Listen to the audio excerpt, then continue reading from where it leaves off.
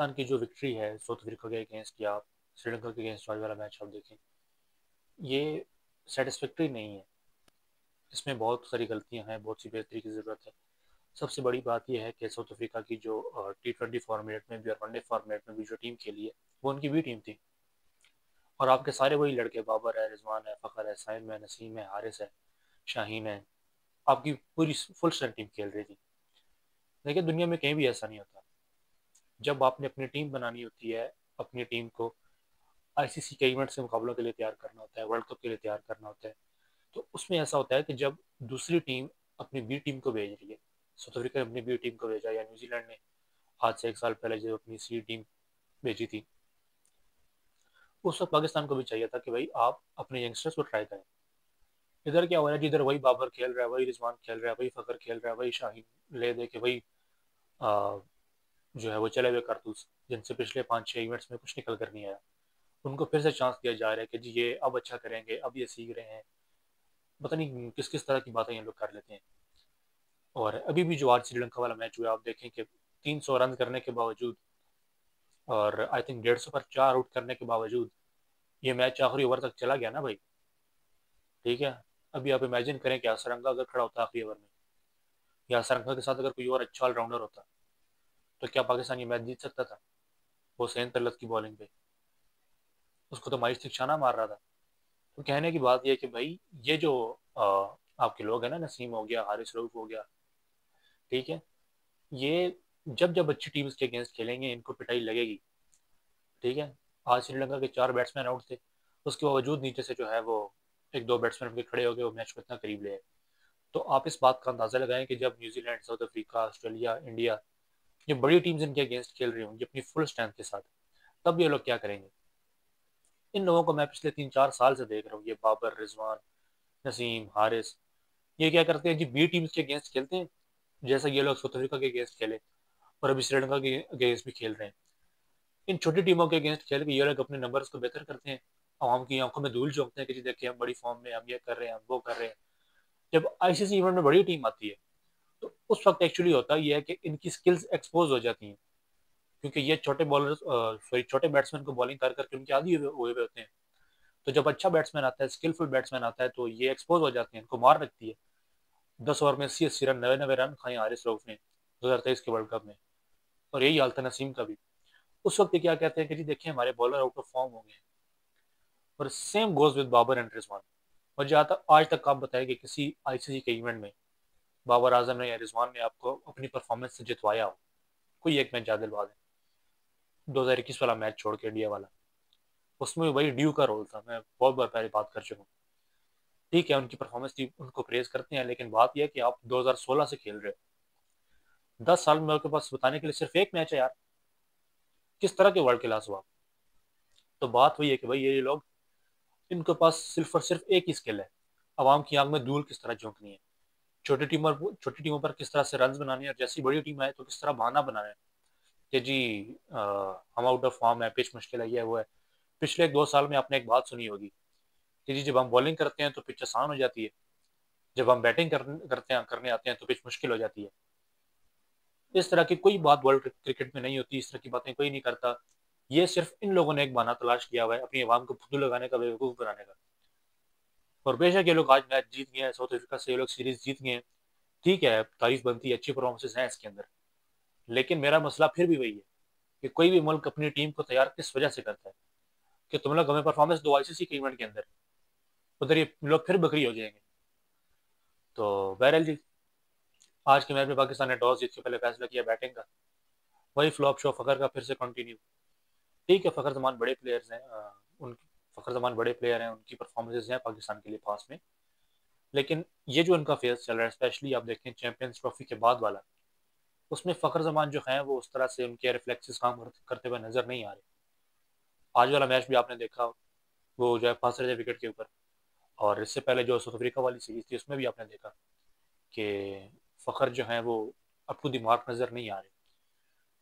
तो I think Fakhar को अब आपको थैंक यू बोल देना चाहिए कि भाई आपने बहुत मैचेस जितवाए हमें, आपने बहुत कुछ सर्व किया, हमें बहुत काम किया हमारे लिए, लेकिन अब बस हो चुकी है। आप यंग ब्लड को मौका दें भाई, उनसे ही आपको नया रिजल्ट मिलेगा, उनसे ही आपको जो है वो अपनी क्रिकेट में और अपनी क्रिकेटिंग जो माइंड सेट्स में बेहतरी देखने को मिलेगी। ये पुराने चले हुए कारतूस आप खिलाते रहेंगे, इनसे कुछ निकल कर नहीं आना भाई। और ये प्रूवन फेलियर्स हैं, तो इन पर इन्वेस्ट करना बंद किया जाए, नए ब्लड को मौका दिया जाए। अब देखें सायम अयूब पर आपने 15-20 मैचेस लगाए, उसके बाद आप इसको, उसके बाद सायम ने आपको परफॉर्म करके देना शुरू कर दिया ना वनडे में, अच्छी प्रोडक्ट निकल के आई है। श्रीलंका वाली सीरीज में सबसे ज्यादा रन है साइम के। ठीक है, उसके बाद सलमान अली आगा, चीता, वनडे क्रिकेट का और टेस्ट का भी। ठीक है, ऑलमोस्ट 2022-23 में इसने अपना डेब्यू किया, तो ये भी यंगस्टर्स में ही आता है। इसके रन है, साइम के रन है, बाकी तो कुछ कुछ भी नहीं है। रिजवान के रन नहीं है, बाबर के तो रन है ही नहीं, फखर के रन नहीं है। तो ये बात है कि ये जो सीनियर्स हैं इनको आपको रेस्ट देना पड़ेगा, क्योंकि अब आई थिंक इनकी क्रिकेट खत्म हो चुकी है।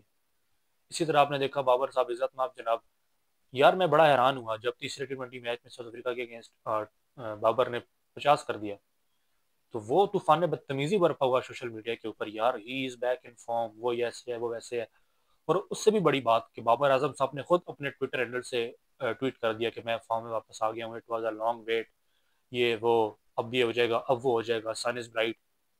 तो बात यह है कि इस तरह की बात करके आप ये बात साबित कर रहे हो कि आपका बेंचमार्क एक छोटी टीम है।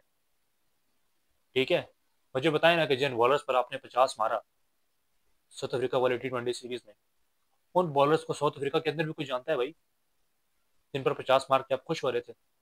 बाटमैन, वो पता नहीं, तो मुझे भी उनके नाम भूल गए, पता नहीं वो कौन कौन लोग थे।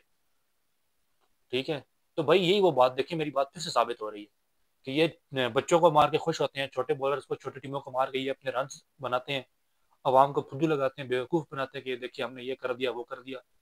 और जब टूर्नामेंट आता है तो ये बात करते हैं कि भाई हम आउट ऑफ फॉर्म हो गए।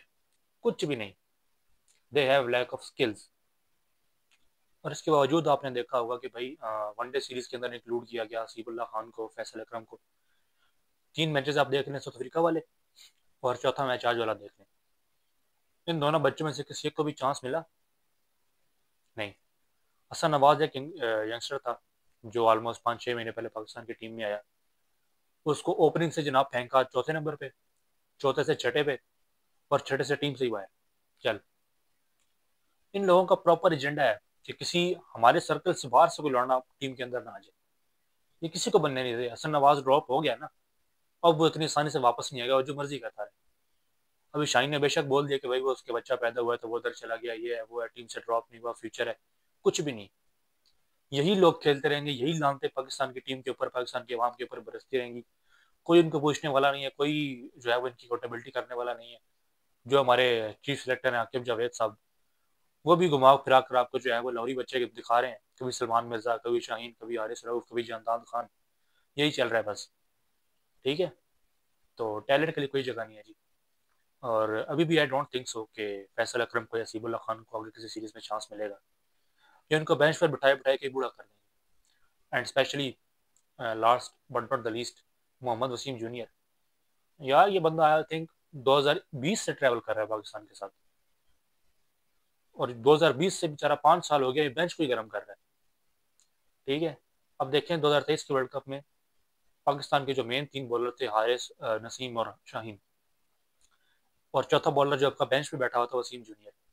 अब टेक्निकली देखा जाए तो 3 बॉलर्स के बाद जो आपका मुल्क में सबसे बेहतरीन बॉलर था वसीम जूनियर, जिसको आप 3-4 साल से स्क्वाड में लेकर भी चल रहे थे, टेक्निकली नसीम शाह के इंजर्ड होने के बाद उसकी बारी बनती थी स्क्वाड में। इन्होंने क्या किया कि जी वसीम जूनियर पहले भी बेंच पे ही था, जब नसीम शाह को इंजरी होगी उस वक्त भी नसीम जूनियर बेंच पे ही बैठा हुआ था। और बाहर से इन्होंने जनाब वो हसन अली, जो पता नहीं 2021 के बाद डोमेस्टिक क्रिकेट भी नहीं खेला हुआ था, उसको उठा के इन्होंने इंटरनेशनल क्रिकेट खिलवा दी, वसीम जूनियर फिर भी नहीं खेला। तो ये मैं बता रहा हूँ कि ये वो माइंडसेट है जिन्होंने, जिनकी वजह से पाकिस्तान की क्रिकेट पनप नहीं पा रही। इनका यही एजेंडा है कि हम लोग खेलते रहे, हमारे पसंद के लड़के खेलते रहे, हमारे अलावा कोई और सिस्टम में लड़का ना आ जाए। और पाकिस्तान की क्रिकेट को इन लोगों ने कहीं का नहीं छोड़ा। आपको याद होगा पाकिस्तान की क्रिकेट में एक लड़का आया था हैदर अली, आप कुछ ना करें, आप उसका डेब्यू मैच उठा कर देख लें। ठीक है, हैदर अली हो गया, हसन नवाज हो गया। ठीक है, इनकी ऐसी गेम थी, ये लोग प्रॉपर हिटर थे। ठीक है, हसन नवाज का चलो फिर भी टेक्निकल थोड़ा इशू है, हैदर अली की बात करें तो वो बॉल का बड़ा क्लीन हिटर था। इन लोगों ने क्या किया जनाब, पहले मैच में उसकी आप इनिंग देखी, उसके बाद उसको इन्होंने ख़राब करना शुरू किया। तीसरे नंबर से चौथे पे, चौथे से पांचवें पे, ऐसे करते करते उसको ख़राब किया और आखिरकार सीधा टीम से बाहर कर दिया। On the other hand, Haidar Ali के टाइप का प्लेयर एक इंडिया को मिला, Abhishek Sharma. I am not saying कि हैदर अली अभिषेक शर्मा के लेवल का प्लेयर है, लेकिन हैदर अली को कम से कम आप 50-60% उस लेवल का बना सकते थे कि यार अगर तुम्हारी गेम हिटिंग की है तो कम से कम तुम अपनी हिटिंग को क्लीन करो, कौन से बॉल को किधर मारना है, किस टेक्निक से मारना है। हैदर अली हो गया, हसन नवाज हो गया, ये इस टाइप के लड़के थे। आपने जो है वो सिर्फ और सिर्फ अपना लौंडा खिलाने के लिए, अपना लड़का खिलाने के लिए इनको टीम से बाहर कर दिया। और अभी जो मैं ये बात कर रहा हूँ कि फखर आउट ऑफ फॉर्म है, फखर के आउट ऑफ फॉर्म होने की क्या आकिब जावेद को नहीं पता कि आउट ऑफ फॉर्म है? पता है, लेकिन वो क्यों इसको बाहर नहीं कर रहा?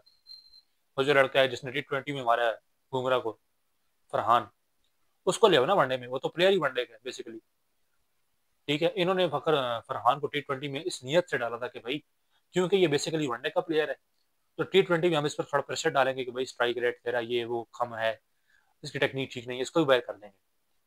लेकिन वो फॉर्चुनेटली उसके रन आ गए एशिया कप में, जो कि मैं पहले से ही बोल रहा था कि बेशक पहले 2-3 मैचेस में फ्लॉप हुआ, लेकिन आई सेड कि भाई यूएई के अंदर फरहान कुछ ना कुछ प्रोड्यूस करेगा, एंड ही डिड। उसके बाद अब इनके गले की हड्डी बन गया वो, and this is exactly Y कि ये लोग फरहान को ओडीआई में खिला नहीं रहे, कि अगर उसको एक बार मैच खिला दिया, वो रन कर गया, तो उसकी जगह पर की ना हो जाए।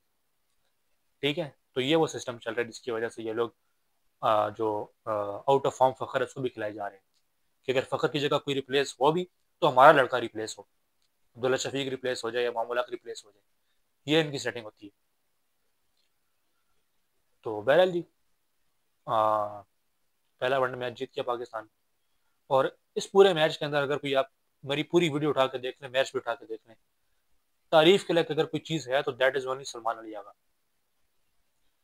टेस्ट फॉर्मेट हो, वनडे फॉर्मेट हो, आपको नीचे से रन करता हुआ एक ही बंदा मिल रहा है जिसके दोनों फॉर्मेट में पाकिस्तान के सबसे ज्यादा रन हैं पिछले कुछ अरसे में, सलमान अली आगा।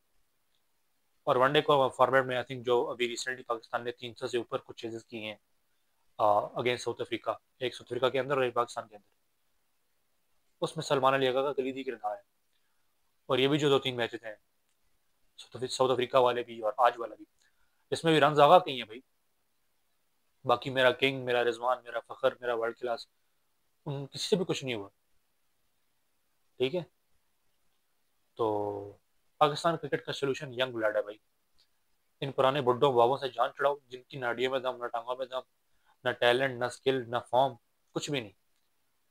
यंग ब्लड से बात बनेगी, यंग ब्लड पाकिस्तान की क्रिकेट का सोल्यूशन है, और वहीं से आई थिंक एक नए बाप का आगाज हो सकता है। थैंक यू सो मच, मिलते हैं इंशाल्लाह अगले मैच के बाद। अल्लाह हाफिज़।